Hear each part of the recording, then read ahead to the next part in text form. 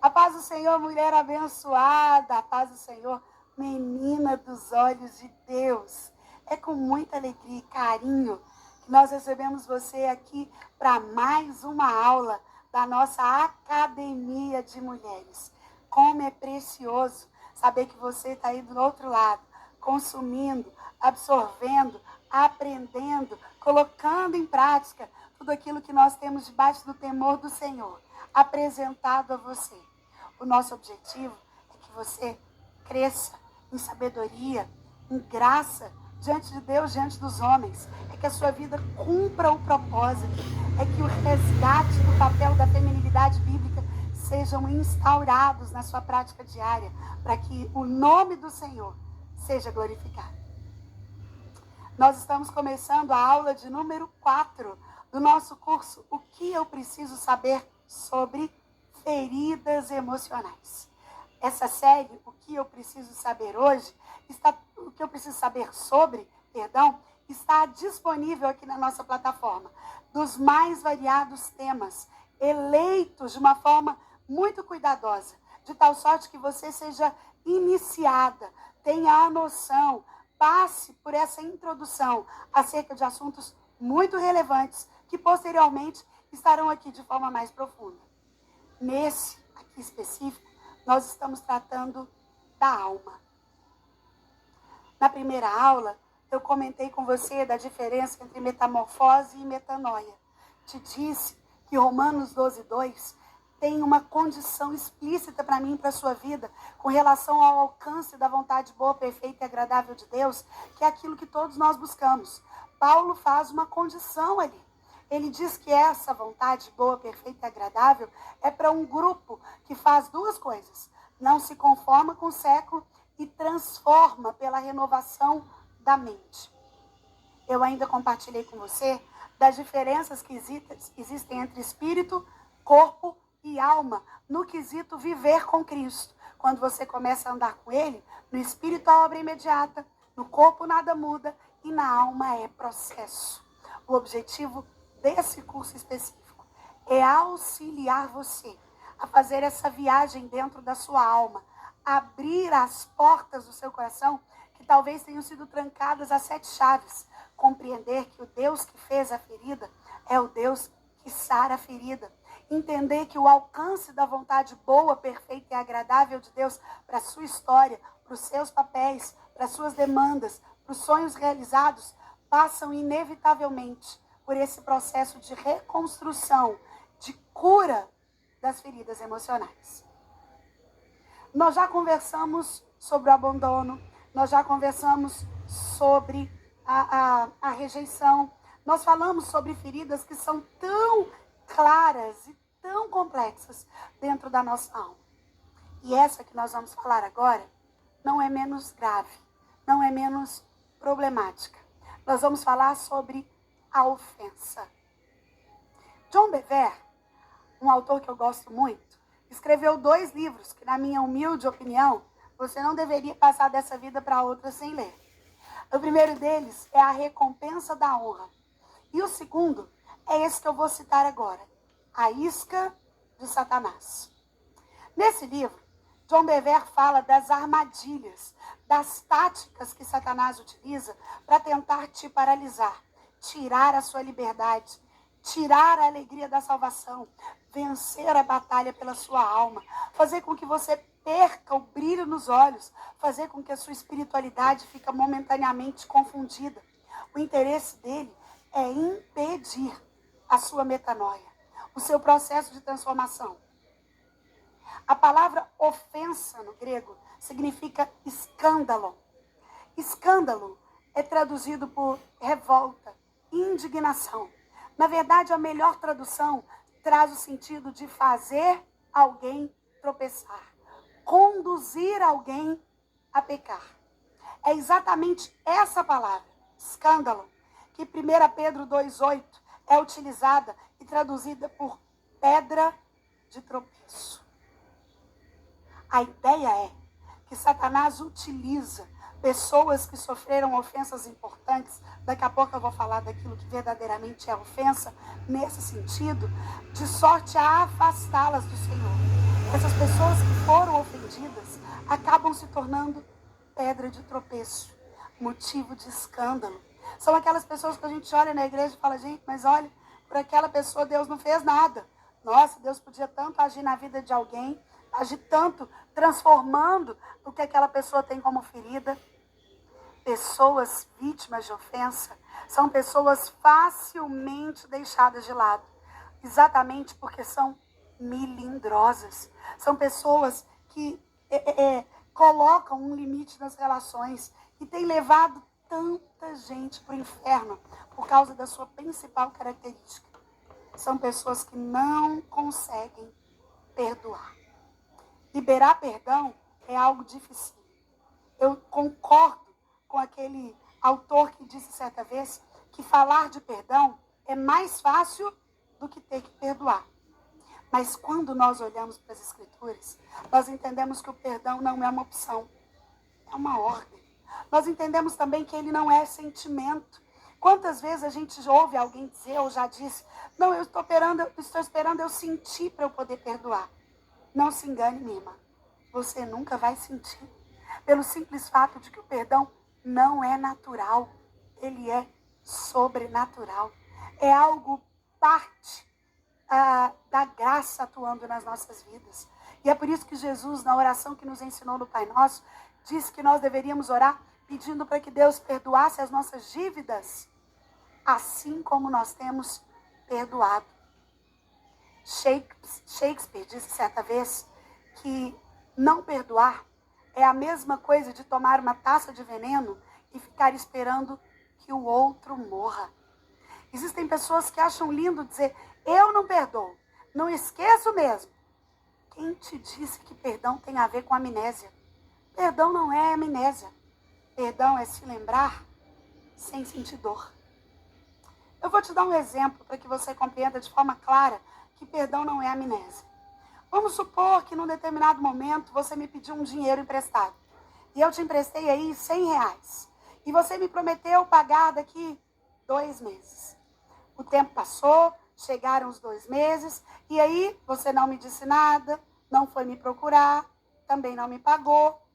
Quando eu te procurei, você se fez de desentendida, e nunca mais eu recebi de volta esses R$100 que te foi emprestado. Pois bem, eu decido perdoar a dívida. Eu decido não lembrar mais desses R$100, não contar mais com ele. Só que daí a 1 ano, você vem até mim de novo, pedindo outra vez R$100. Eu não vou te emprestar. Não é porque eu não perdoei os outros R$100.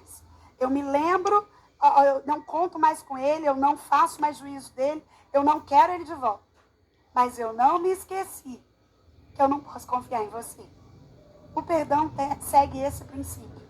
Não é amnésia, mas não dói. Eu não conto mais com R$100, mas também não vou te emprestar de novo. É esse o sentido do perdão. Quando você perdoa, você amontoa brasas vivas sobre a sua cabeça. Você acumula galardão. Isso porque o próprio Cristo sabe o quanto é complexo perdoar. Uma vez entendido isso, eu quero te falar agora como é que Satanás trabalha na ofensa, utilizando o maior dos exemplos de pessoas ofendidas, os abusos. Vou começar falando do abuso sexual. Toda forma de abuso dói, traumatiza, marca, fere, defrauda, traz a ideia de que quem deveria proteger expôs.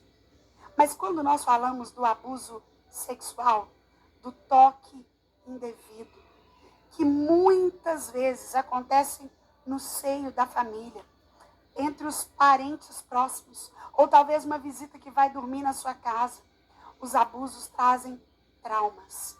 É muito importante que você entenda que trauma é uma característica restrita à infância. Adultos não sofrem traumas.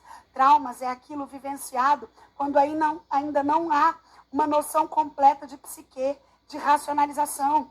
Então o trauma é instaurado, e depois decodificado na adolescência, juventude ou vida adulta, de tal sorte que fazem-se conexões acerca daquilo que foi vivido e acerca das respostas que o indivíduo deu. É muito comum nós ouvimos de mulheres que foram vítimas de ofensa. E aí você entendeu por que eu comecei falando de perdão. Eu estou falando de algo muito complexo para ser perdoado. Porque a sensação é de sujeira. A sensação é de culpa. Quantas vezes nós ouvimos de mulheres: pastor, eu entro debaixo do chuveiro com uma bucha e eu começo a querer me lavar. Eu tenho nojo de mim. Eu tenho nojo das lembranças. Eu tenho nojo do toque. Eu sinto culpa. Via de regra, essa é uma das formas que o abusador impõe na abusada. Algo do tipo: olha, eu faço isso porque você merece. Se você contar para alguém, eu faço isso com sua mãe, com seu pai. E o abusador vai fazendo refém, criando aprisionamentos mentais, defraudando aquilo que deveria ser puramente conservado. Ah, mulher, se você já foi vítima desse tipo de ofensa, certamente você caiu nessa isca de Satanás.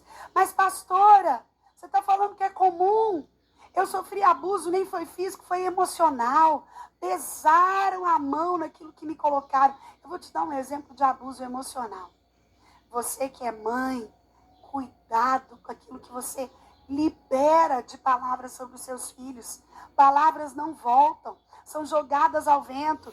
E muito mais do que isso, Deus é um onisciente. Ele sabe aquilo que você pensa antes de você falar. Satanás não tem esse poder.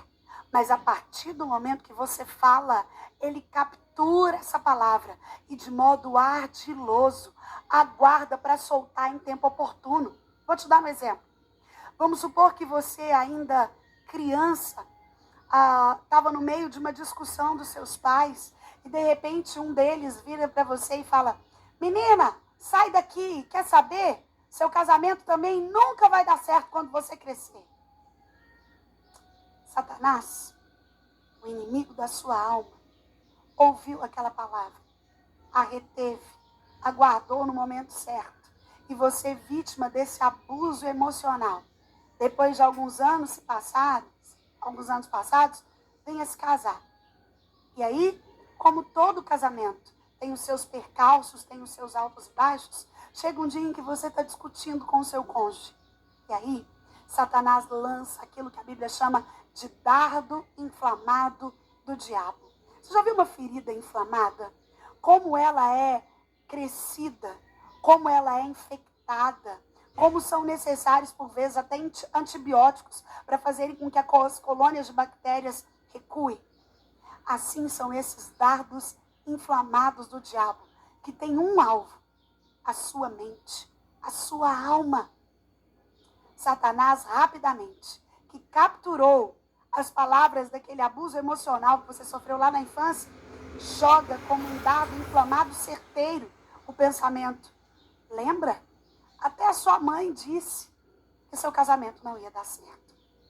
Maldita isca de Satanás.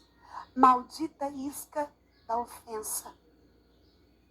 Pessoas que sofrem ofensas, que são maiores, sua maior parte caracterizada pelos abusos, são pessoas que têm dificuldade de perdoar, que trazem na sua memória a perspectiva do passado como se tivesse acontecido agora.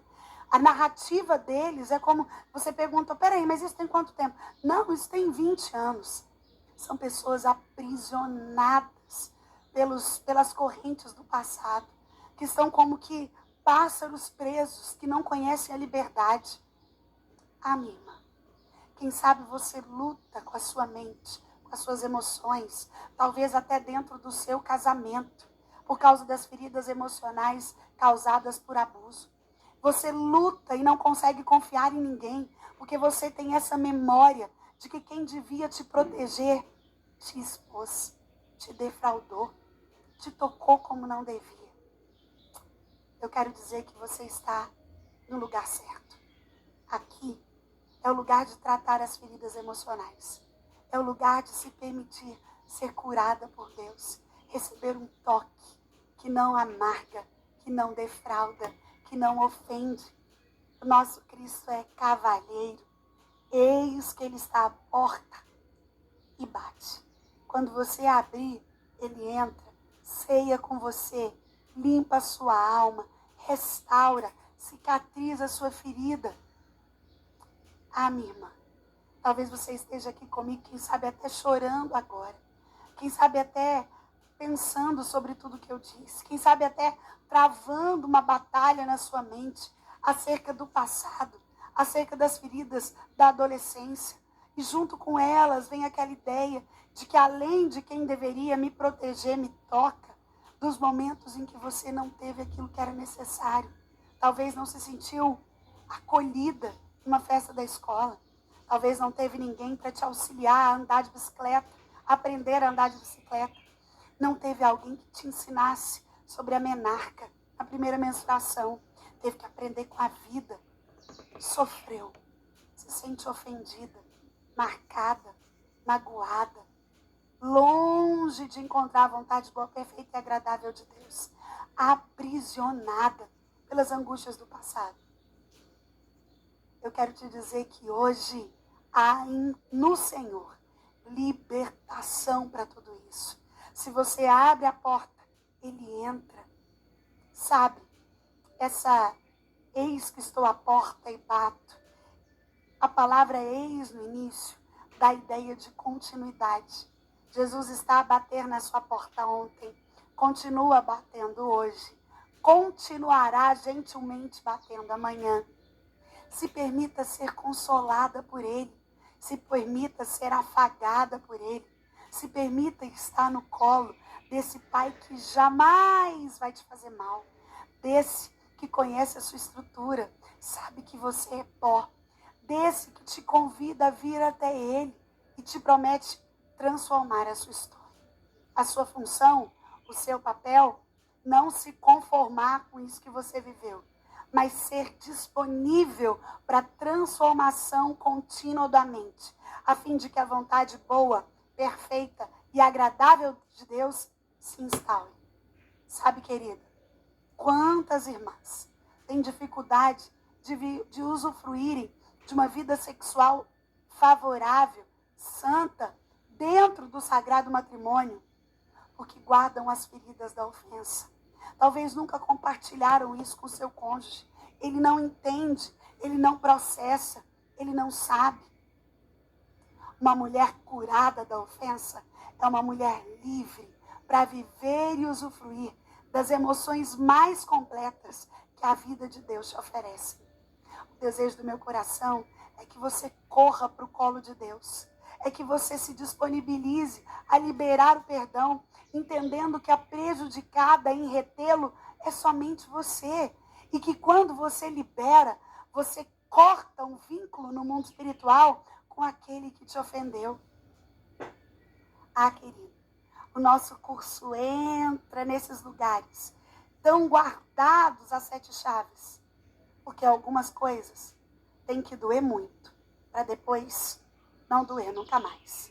Se você quer ser curada da ferida da ofensa, da ferida emocional da ofensa, se você quer destruir essa isca de Satanás para ceifar a sua alma, não deixe para depois. Convide Jesus agora. Peça que o bálsamo dele te alcance hoje. Abra mão de reter o perdão. Pastora, você não sabe o que eu passei. Ô filha, eu não sei. Mas como é bom saber que o Senhor sabe e que a promessa dele não falha. Lá em 1 Coríntios, o apóstolo Paulo nos afirma: não vos sobreveio provação que não fosse humana, mas junto com a provação, ele envia o escape. Eu não conheço a sua história, mas conheço o Deus que a permitiu. E ele é poderoso para aliviar agora toda sorte de feridas emocionais, ofensivas que você nutre. Que você possa abrir o seu coração e a sua alma para serem agora limpas, curadas, reestabelecidas, restituídas, restauradas pelo poder que no Senhor opera. Eu vou ficando por aqui nessa aula, grata pela sua presença e esperando no Senhor que você possa se permitir ser curada por Ele. Obrigada, menina. Obrigada, mulher de Deus. Obrigada por estar aqui. Deus te abençoe rica e poderosamente.